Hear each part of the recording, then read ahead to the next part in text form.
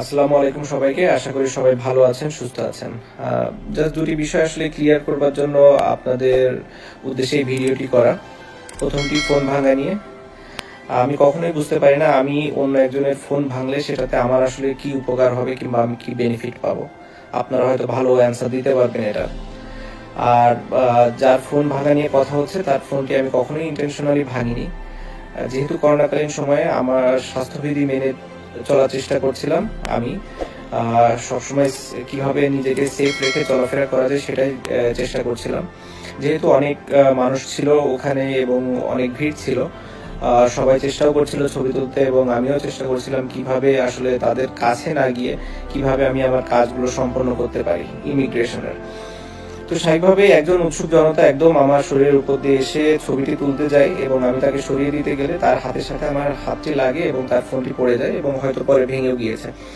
তো তার ফোন ভাঙার জন্য আমি আন্তরিকভাবে দুঃখিত, কিন্তু আমার মনে হয় তারও সাবধানতা অবলম্বন করা উচিত ছিল। স্পেশালি এই করোনার সময় আমার মনে হয় সবারই এই সাবধানতাটা আসলে একটু অবলম্বন করা উচিত যতদিন এই করোনার এফেক্টটা থাকে। দ্বিতীয় যে ঘটনাটি অবশ্যই খুবই সেন্সিটিভ। আমি প্রথমেই বলতে চাই যে আমি নিজেকে একজন গর্বিত মুসলমান হিসাবে মনে করি এবং আমি সেটাই চেষ্টা করি পালন করার। ভুল ত্রুটি হবেই এবং ভুল ত্রুটি নিয়েই আমরা আসলে জীবনে চলাচল করি। আমার কোনো ভুল হয়ে থাকলে অবশ্যই আমি আপনাদের কাছে ক্ষমা প্রার্থনা করছি এবং আপনাদের মনে কষ্ট দিয়ে থাকলে সেজন্য আমি ক্ষমা প্রার্থনা করছি। এখন আসি আসলে পূজার বিষয়টি নিয়ে। পূজার বিষয়টি বা এখানে আসলে নিউজ কিংবা মিডিয়া, সোশ্যাল মিডিয়া সব জায়গায় এসেছে আমি পূজার উদ্বোধন করতে গিয়েছি, যেটি আমি আসলে কখনোই যাইও নি ও কিংবা করিও নি। এটির প্রমাণ আপনারা অবশ্যই পাবেন, যেটি হচ্ছে অনেক সাংবাদিক ভাই বোনেরাই ওখানে ছিলেন যাদেরকে হয়তো ইনভাইট করা হয়েছে, কিংবা আপনারা যদি ওইখানকার ইনভিটেশন কার্ডটাও দেখেন, কার্ডে আসলে লেখা আছে যে কে আসলে ওটার উদ্বোধন করেছে এবং সেটি উদ্বোধন হয়েছে আমি যাবার আগেই। এবং যে জায়গাতে আমাদের প্রোগ্রামটি হয়েছে, আমাদের অনুষ্ঠানটি হয়েছে, সেটি অবশ্যই পূজা মণ্ডপ ছিল না এবং পাশে আরেকটি স্টেজ ছিল, সেখানে করা হয়েছিল এবং পুরো অনুষ্ঠানটি আসলে সেখানে হয়। প্রায় 40-45 মিনিট ব্যাপী সে অনুষ্ঠানে আমি ছিলাম এবং এখানে কোনো ধর্ম বর্ণ কোনো কিছু নিয়ে কখনো কথা হয়নি। অনুষ্ঠান শেষে যখন আমি গাড়িতে উঠতে হবে, আসলে যেহেতু ওখানে পাশেই পূজার আয়োজন ছিল এবং গাড়িতে আমার উঠতে হবে, অনেকগুলো রাস্তা আসলে বন্ধ ছিল। তো স্বাভাবিকভাবে পূজা ওই মণ্ডপটি ক্রস করে আমাকে যেতে হতো, যেটি আমি গিয়েছি।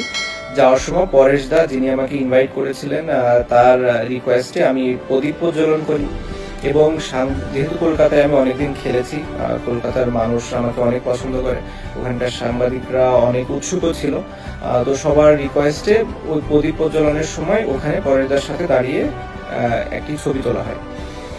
ছবি তুলে যখন যাওয়ার সময় আসলে সাংবাদিকদের সাথে আমার যারা নিরাপত্তা কর্মী ছিল তাদের একটু বাদবিতণ্ডাও হয়, একটু হাতাহাতিও হয়। সেই ঘটনার কারণে আসলে আমরা ওই দিক দিয়ে আর যেতে পারিনি, পরে আবার ব্যাক করে অন্য রাস্তা দিয়ে গিয়েছি।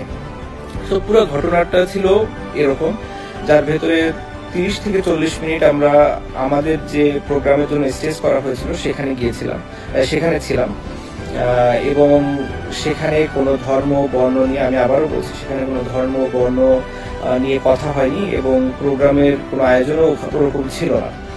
হ্যাঁ, যেটা হয়েছে যে 2 মিনিটের যে সময়টা আমি ওই পূজা মণ্ডপে ছিলাম সেটি নিয়ে সবাই বলেছে এবং তারা ধারণা করছে যে আমি পূজার উদ্বোধন করেছি, যেটি আমি কখনোই করিনি এবং একজন সচেতন মুসলমান হিসাবে আমি করবো না। তারপরেও হয়তো ওখানে যাওয়াটাই আমার ঠিক হয়নি, সেটা যদি আপনারা মনে করে থাকেন অবশ্যই আমি এর জন্য আন্তরিকভাবে দুঃখিত, ক্ষমা প্রার্থী এবং আমি মনে করি যে আপনারা এটি ক্ষমা সুন্দর দৃষ্টিতে দেখবেন এবং ভবিষ্যতে আমি এরকম কোনো ঘটনা যেন আর পুনরাবৃত্তি না হয় সেটিও চেষ্টা করব।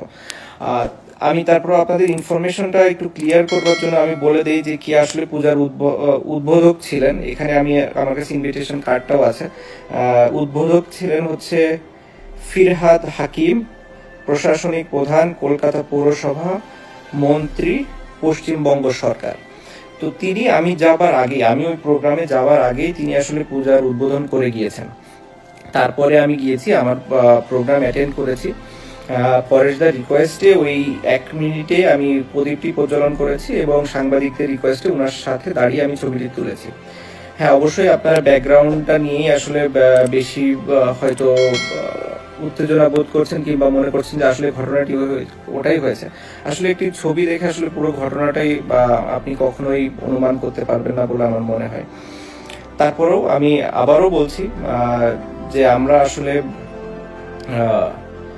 কখনোই আমার কোনো ইন্টেনশন ছিল না যে কোনো মানে আমার ধর্মকে ছোট করে অন্য ধর্মকে বড় করব কিংবা অন্য কোনো ইস্যুই ছিল না।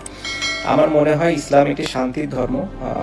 আমার যদিও জ্ঞান খুবই কম, আমি চেষ্টা করছি এবং ভবিষ্যতে আরো চেষ্টা করব যত ইসলাম সম্পর্কে জ্ঞান নেওয়া যায় এবং ইসলামের নিয়ম অনুযায়ী যেন আমি চলতে পারি, সেটি আমি চেষ্টাও করি। হ্যাঁ, সবসময় হয়তো আমি করতে পারিনি কিংবা করা হয়ও না, বাট আমার এরকম কোনো ইন্টেনশন নাই যে আমি ভবিষ্যৎটা করতে পারবো। আমার অবশ্যই ইন্টেনশন আছে। আমি শুধু একটি কথাই বলবো যে এমন কিছু যেন আমরা না করি যেটাতে মানুষ আমাদেরকে দ্বিধা দ্বন্দ্বে ফেলে দেয় যে আমরা আসলে এক নাকি আলাদা। কারণ আমরা যতক্ষণ পর্যন্ত এক থাকবো ততক্ষণ পর্যন্ত আমরা শক্তিশালী। আমরা বিভিন্ন উদাহরণ চাইলেই দিতে পারি, আমি চাইলেই আরো অনেক উদাহরণ দিতে পারি, কিন্তু আমি ওগুলো আসলে দিতে চাই না। আমি মনে করি যে আমরা মুসলমান যারা আছি অবশ্যই তারা এক থাকবো সবসময়, কারণ আমাদের এক থাকা জরুরি, আমাদের একতাটা থাকাটা খুবই জরুরি।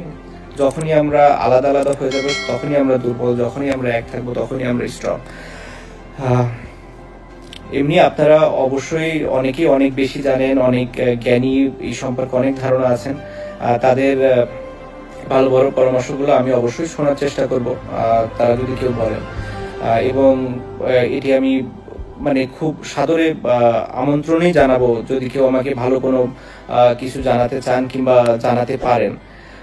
বাট একটা জিনিস আমি শুধু বলতে চাই যে আপনারা কখনোই এরকম মনে করবেন না।